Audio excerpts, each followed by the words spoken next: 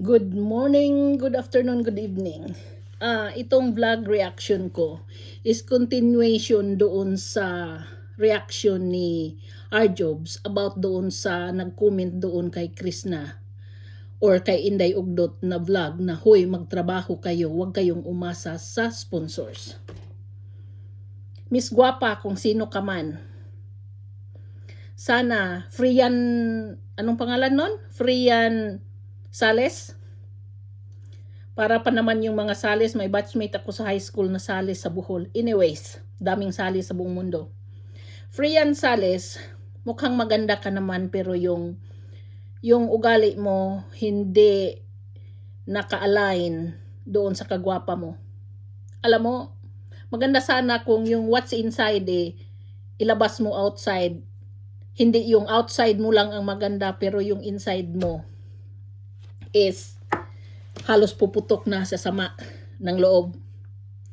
Bakit mo pinag-iinitan yung dalawang magkapatid? Naningabuhi ngayon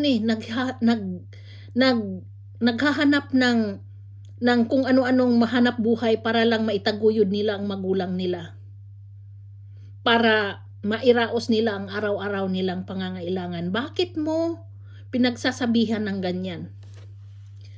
Hindi ka naman sponsors, I hope, di ba? At kung sponsor ka man, umalis ka. Kasi ang pag-i-sponsor ng isang tao, hindi naman yan pinipilit Hindi nga hinihingi Nga hindi nga sasabihin mo na nag-sponsor ka pala. Kaya bakit mo pinag-iinitan yung mga bata na naghahanap buhay sa kung ano lang makaya nila para nila mairaos ang kahirapan ng buhay? Ang mga sponsors naman, hindi yan pinipilit ni hindi hinihingian. Yung mga bata nga matutuwa na lang kung may bigay, kung alam lang ninyo. Kung alam lang ninyo. Akong maiyak Dahil yan si Ugdot na kausap ko. Kung alam lang ninyo kung ano yung mga desires ng mga bata na yan para nila mairaos yung kahirapan. Kung alam mo lang, Frian, siguro maganda ang buhay mo kaya ka nakapagsabi ng ganun. Hindi mo naranasan kung paano ang maghirap nang wala kang kakainin sa isang araw. Hindi kumpleto yung 3 times a day mo na pagkain. Kung alam mo lang. Tapos sasabihin mo na magtrabaho sila. Nagtrabaho nga yung mga bata Yung mga vlogs nila ay yung pagtratrabaho nila sa araw-araw. Yun ang inaano nila, yun ang ginagawa nila dahil umaasa sila na pagdating ng araw, mairaos nila ang kahirapan. Yung ginagawa ni Krishna sa farm niya, hindi ba yun pagtatrabaho? Yung ginagawa ni Inday Ugdot na pagtulong sa magulang niya, hindi ba yan pagtatrabaho? Bakit? Ang pagtatrabaho ba yun lang yung pumunta sa opisina? Pumunta sa mga hospital o ano? Yun talagang trabaho na suswelduhan ka, yun lang talaga ang iniisip mong klaseng trabaho. Paano yung mga nagtrabaho na ang iniraos lang nila, ang kabayaran doon is yung mairaos lang yung isang araw? Naintindihan mo ba yon? Huwag mong masyadong laitin yung mga bata. Dahil yung mga bata na yun, naningabuhi yun og matarong. Ang mga sponsors hindi pinipilit kung saan nila itulong yung tulong nila. At walang sponsors, I know na walang sponsors na tumulong ng 1 milyon, isang bagsakan, walang ganun. Kaya bakit mo pag-iinitan yung mga bata?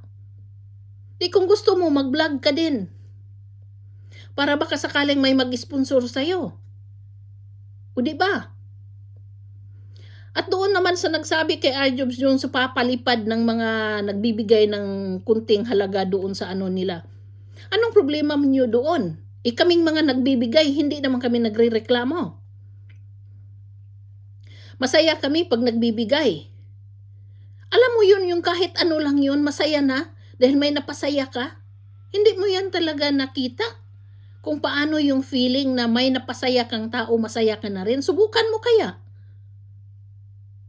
Para ma-feel mo rin kung paano sumaya pag nagbigay ka. Siguro tumatanggap ka lang kaya ka ganyan. Bakit nanaisin ba ng mga bata na yan na kung sila ang masunod, kung desire nila ang mapagbigyan ng pagkakataon, mas naisin ba nila na palagi na lang silang binibigyan? I'm sure hindi. Kasi may pride yung mga bata na yan, kaya nga sila nagsisumikap eh. Dahil gusto nilang ma-change ang buhay nila. Tapos hito kayo, sinisira nyo yung mga ng bata. Diba? Pag may nagbigay blessing yun, tanggapin mo. Bakit hinihingi ba ng bata yun? Dinidemand ba nila na bigyan nyo kami kasi ganito? In other words, namamalimos na yun. Hindi yan ginagawa ni Krista, ni Inday Ugnot. Kaya wag nyo kasi lang gaganyanin lang palagi. Nakaminos na gyud mo kaayo.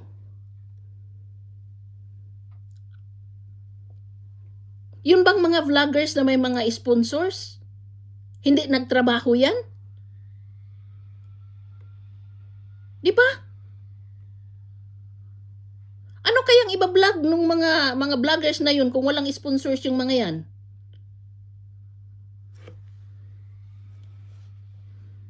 Sobra ka.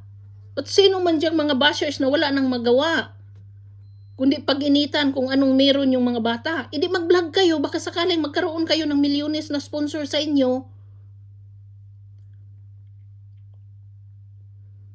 Musobra na kayo. Palagi na lang ninyong nananakit kayo ng tao na wala nang ginawa, kundi iraos lang yung araw-araw. Tapos sisiraan ninyo. Yung mga dila ninyo, ang sarap putulin. Kung wala kayong magandang masabi, di wag na kayong magsalita. Wag yung puro na lang i-bash nyo ng i-bash yung mga bata. Wala namang ginawa sa inyo. Hindi naman humihingi sa inyo. O diba? Umayos kayo. Dahil pasalamat nga kayo may makain sa araw-araw, siguro 3 times, 5 times a day. Dapat kayo magpasalamat. Pagdating ng araw, mga matay tayong lahat, hindi naman natin madala yan. Bakit? Sino bang namatay dito? Dinala niya yung kayamanan niya sa ibang mundo. Di ba hindi? Tapos pag makapagsalita ka, parang ang taas-taas mo na. Huy, umayos ka, Frian Sales. At sino pa yung mga bashers dyan na ang hilig-hilig magsalita? Wala namang ginawa. Kung nainggit kayo, mag-vlog kayo para bigyan kayo ng pira. Mga ugali nyo.